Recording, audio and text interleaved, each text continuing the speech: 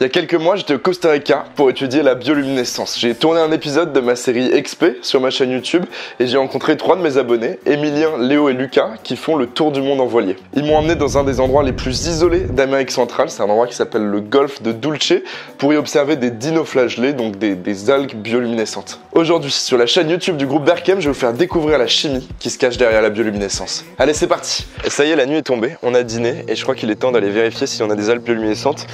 On est venu ici parce qu'on est extrêmement loin de la ville et donc il n'y a aucune lumière et on va pouvoir habituer nos yeux à l'obscurité.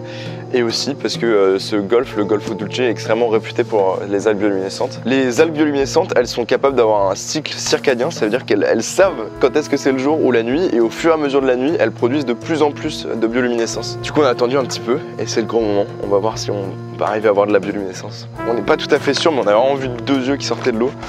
Et c'est très probable que ce soit un croco. Oh bah trop bien. Mais full speed pour voir. Ah putain, c'est incroyable. Ça doit être... Trop bien.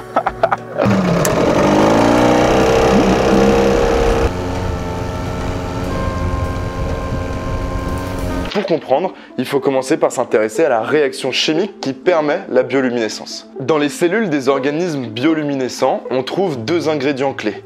Un substrat qui s'appelle la luciférine et une enzyme qui s'appelle la luciférase. Elles sont belles mes petites molécules, hein. En fait, la luciférase contrôle l'oxydation de la luciférine. En pointant le bout de son nez, elle permet à la luciférine d'accueillir gentiment un peu d'oxygène. La luciférase ne réagit pas directement avec la luciférine, mais elle catalyse son oxydation. On se retrouve donc avec ce tas de molécules tout excitées qui, en se désexcitant, va émettre un photon et libérer de l'oxygène. Du coup, au final, on est revenu à notre situation de départ. On a toujours la luciférine et la luciférase, mais au passage, on a consommé un peu d'oxygène et émis un peu de lumière. On a longtemps pensé que si l'évolution avait offert cette réaction à des champignons, des algues ou des poissons, c'était pour ce petit photon, uniquement ce petit photon qui permet à des espèces d'émettre de la lumière. Sauf qu'en 1998, Jean-François Ress et ses copains nous proposent une autre idée. Je les cite. On propose que la luciférase, l'enzyme qui catalyse l'oxydation de la luciférine, sert à optimiser l'expression des propriétés de luminescence endogène de la luciférine. Par exemple, la colantérazine, une luciférine qu'on retrouve dans beaucoup d'espèces marines bioluminescentes,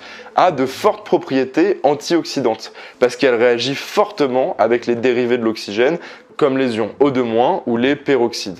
On pense que la fonction primaire de la colantérazine était à l'origine la détoxification des dérivés de l'oxygène. Ok, je crois que ça mérite une petite explication.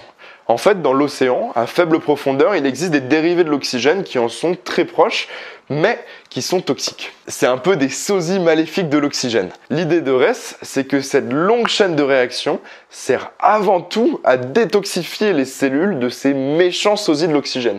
Et qu'après, ce petit photon ne soit qu'un pauvre malentendu au milieu de cette soupe d'enzymes. Cette lumière, ce serait juste un hasard, un effet secondaire de cette réaction.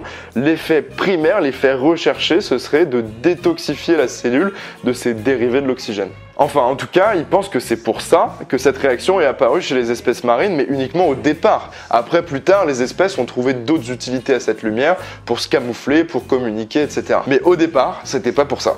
Merci d'avoir regardé cette vidéo, nous on va sûrement se revoir prochainement ici. Pensez à vous abonner à la chaîne du groupe Berkem, à mettre un j'aime, et à la prochaine. Ciao!